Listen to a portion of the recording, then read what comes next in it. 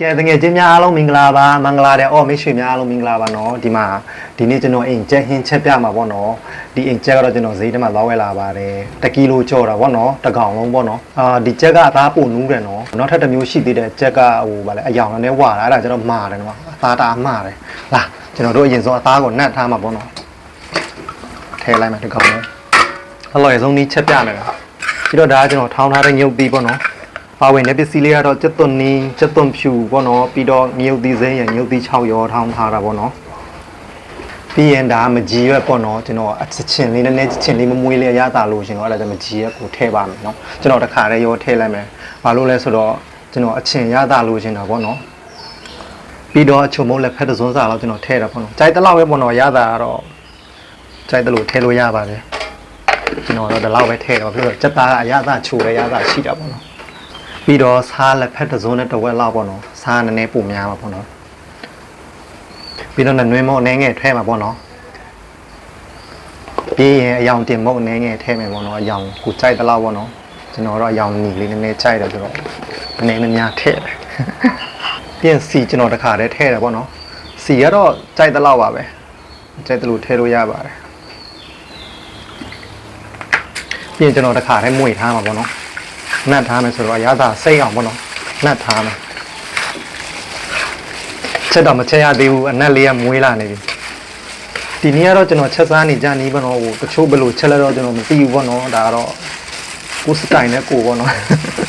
ဟိုဘယ်လိုချက်စားရလဲကျွန်တော်ကိုပြောပြလို့ရပါတယ်နော် comment မှာလာပြောပြလို့ရပါတယ်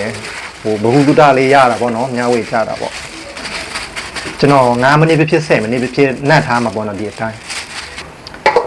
ကဲခဏနေပြန်တွေ့ကြမယ်နော်ပြန်လာပြီဗျာကျွန်တော်9မိနစ်လောက်ပဲနှက်ထားတာပေါ့နော်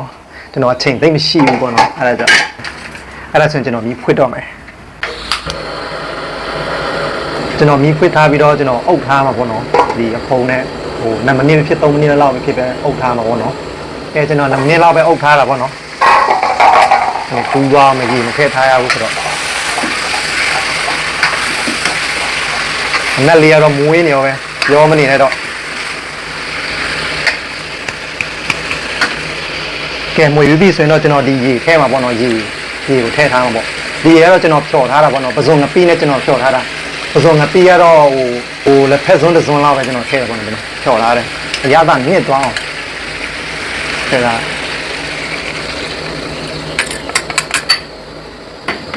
ရှယ်ပဲတာပြောထားမယ်ဘိုက်တော်စားလာပြီတကယ်ချင်းရေ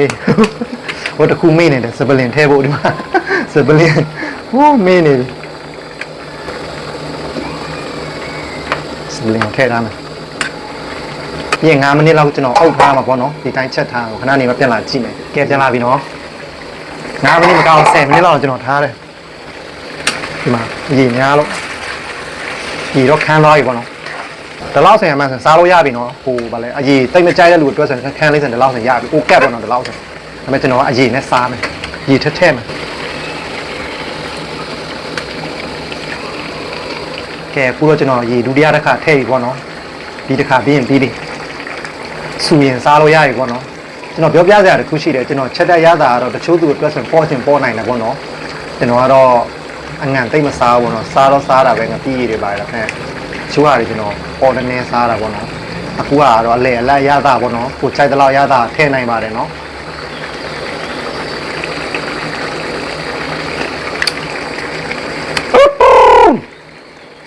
โอ้แฉပဲဗျာချင်းကန်စက်နေလေးနဲ့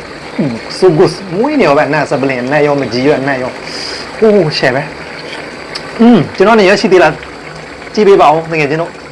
နေရရှိသေးလားဗျာโอ้โหแฉကောင်းပါစားကြည့်မယ်တုံးတော့ဘယ်လိုလဲတော့ဟုတ်တယ်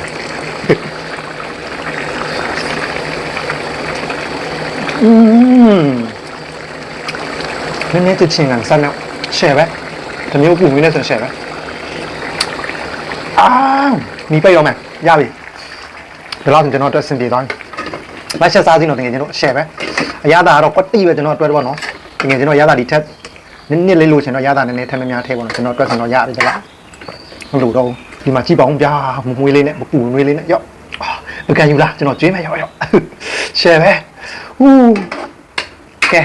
ဒီရှုပေးတဲ့ချင်းမရှိတဲ့ငယ်ချင်းများအားလုံးကျွန်တော်ကျေးဇူးတင်ပါတယ်เนาะအားလုံးကိုကျွန်တော်အားပေးတဲ့သူအတွက်အားလုံးကျေးဇူးတင်ပါတယ်ခင်ဗျာ follow လေး like and subscribe လေးလုပ်ထားပေးအောင်เนาะ share ပေးအောင် comment လေးပါလေးပေးအောင်เนาะဘူးတူတာမျှဝေကြတာပေါ့ကျေးဇူးတင်ပါတယ်ခင်ဗျာ bye bye